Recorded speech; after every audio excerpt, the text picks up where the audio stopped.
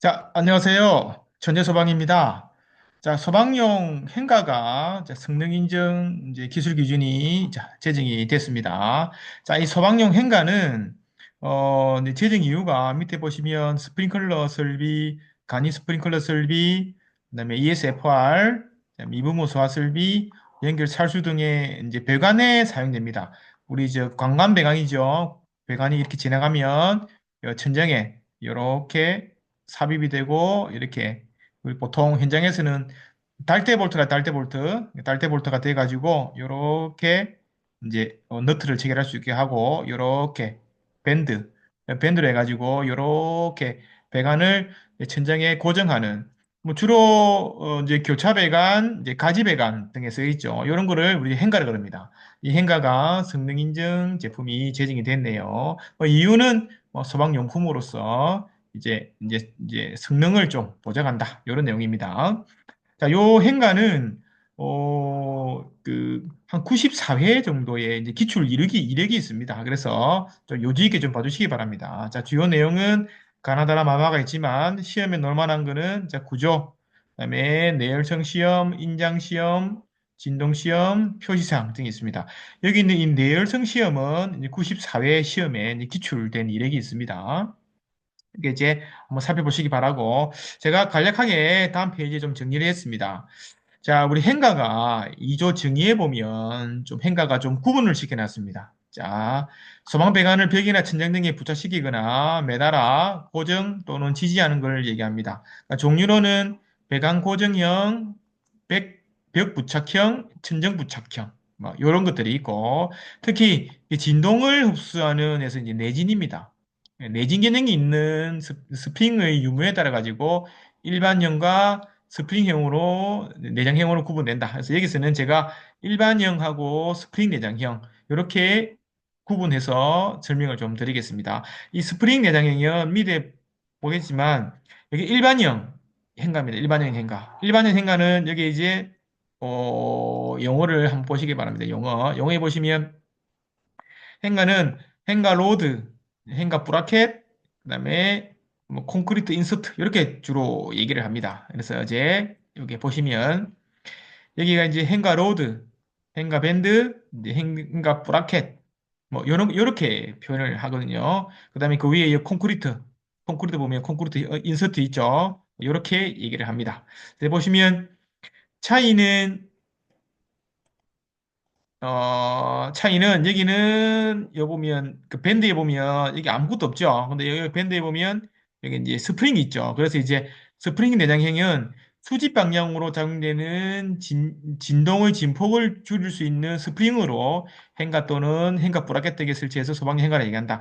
그래서 이제 우리 보통 내진은 우리 내진 기준에 보면 이렇게 수평 지진력입니다. 지진이 생겼을 때 이렇게 지진이 생기거나 이렇게 재진이 생긴 거를 종방향, 행방향을 그리죠. 근데 이게 위로 수직으로 된 거는 없어요. 그래서 이제 여기가 행가가 수직 방향으로 조금 내진에 이렇게 좀 보탬이 됩니다. 근데 이게 그 설치 의무 사항이 없다 보니까 대부분 이걸로 설치를 하죠. 근데 이게 이걸 설치하는 데는 우리 다른 설비, 우리 건축 구조 기준에 보면 비구조 요소로 있죠. 비구조 요소에 보면 일반 이제 기계 설비 그다음에 전기 트레이, 뭐 통신 트레이 이런 것들이 있죠. 이런 것들에 이런 걸 많이 씁니다. 소방에는 우리 내진 기준 때문에 이 부분이 조금 등한시되고 있는 부분입니다. 그래서 이 차이를 좀 알아두시고 이 구조 우리 개정표에 보시면 이 구조가 이렇게 5가지가 있죠. 뭐 구조는 이렇게 구성된다. 그다음에 이제 부식성, 브라켓, 뭐 배관 건전 장치, 그다음에 연결이 어떻게 된다. 요거 한번 좀 봐주시고 자, 중요한 거는, 자, 요겁니다. 이 6조 내열성 시험입니다. 이 내열성 시험은 기출 이르게 됐죠. 94인가 그럴 거예요. 이거 보시기 바랍니다. 이 내열성 시험은 일반형이나 내장형이 다 같이 만족을 해야 됩니다. 자, 행가는 섭씨 1000도에서 전기로의 30분간 유지할 경우 균열 또는 변형이 없어야 된다. 그래서 약간 내화 정도는 아니고 내열성이네요. 나중에 이게 이 불이 녹으면 이게 허물어지면 끊어지죠. 그러면 배관이 이렇게 이탈되기 때문에 이 내열성 시험은 조금 하긴 하 그래요. 이 내열성 시험은 어디까지 하냐면 우리 요 시험 세칙 있죠. 이 세칙의 내열성 시험 방법까지 한번 시험에 나왔던 이력이 있습니다. 자, 행가로드는 최대 200mm. 그다음에 각 부수품은 분리해서 시험할 수 있고 고무 재료는 시험에 생략할 수 있습니다. 그리고 천도시 프라마 도임도에서 1분 이상 유지한 전기로에 이제 소방용 행가를 넣어가지고 30분간 유지시키고 이제 가열 중지 후에는 상온에서 균열 또는 변형이 없어야 된다. 요거까지 기출 예lik이 나왔던 겁니다. 그래서